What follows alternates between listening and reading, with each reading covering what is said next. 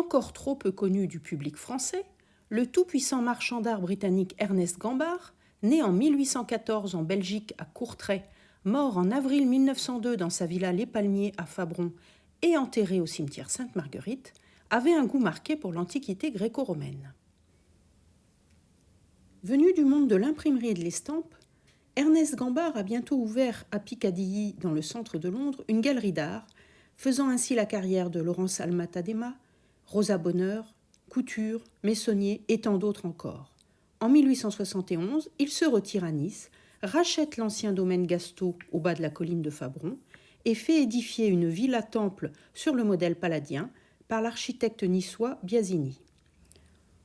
On y retrouve le concept du plan centré, ouvert par un pronaos élevé sur un haut podium avec élargissement latéral symétrique pour loger l'habitat et réemploi des ordres antiques avec ici des colonnes ioniques. L'attique, avec pilastres ornés de statues, contribue à la noblesse de la villa. La mythologie gréco-romaine a inspiré non seulement les statuaires de la façade, avec le programme de Muse, mais également tout un ensemble de statues, de sarcophages, en calcaire ou en marbre blanc, disséminés un petit peu partout dans le parc de la Villa Les Palmiers au temps de Gambard, dans le jardin d'hiver au temps des Falsefegnes, et même réutilisés lorsque le jardin a été terrassé pour Édouard Soulas en 1925 par le paysagiste Octave Godard. Certaines statues, en revanche, ont disparu, telles ces sphinges d'inspiration égyptienne qui accueillaient le visiteur de la villa à la fin du XIXe siècle.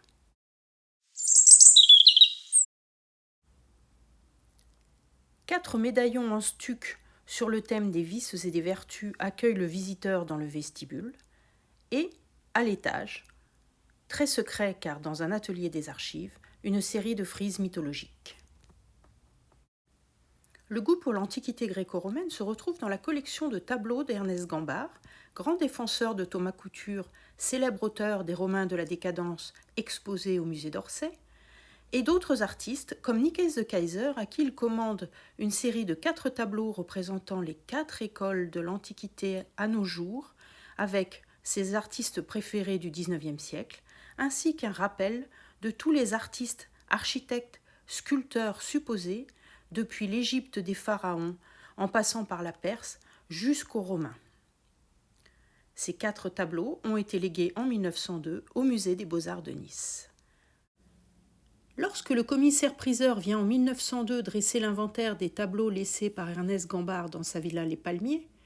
c'est l'œuvre du Britannique d'origine néerlandaise Laurence Alma-Tadema qui est la plus cotée. 3 œuvres de l'artiste sont exposées dans la galerie qui lui est spécialement dédiée au rez-de-chaussée de la villa, une veuve égyptienne, une bacchanale et un cabinet d'amateurs sous la Rome ancienne.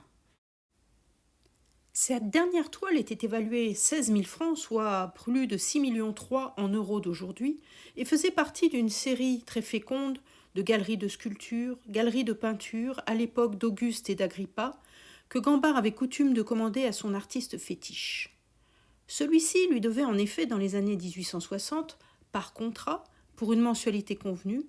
5 toiles par trimestre, que Gambard lui achetait, dit-il, comme un cochon qui mange des pommes de terre sans même les regarder.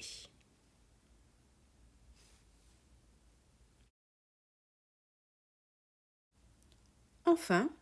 dans les années 1890, alors que Gambard est devenu consul du roi d'Espagne à Nice,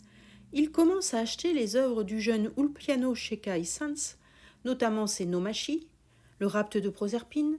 et ses fameuses courses de chars romains dont la cote est très élevée en 1902 lorsque Gambard décède.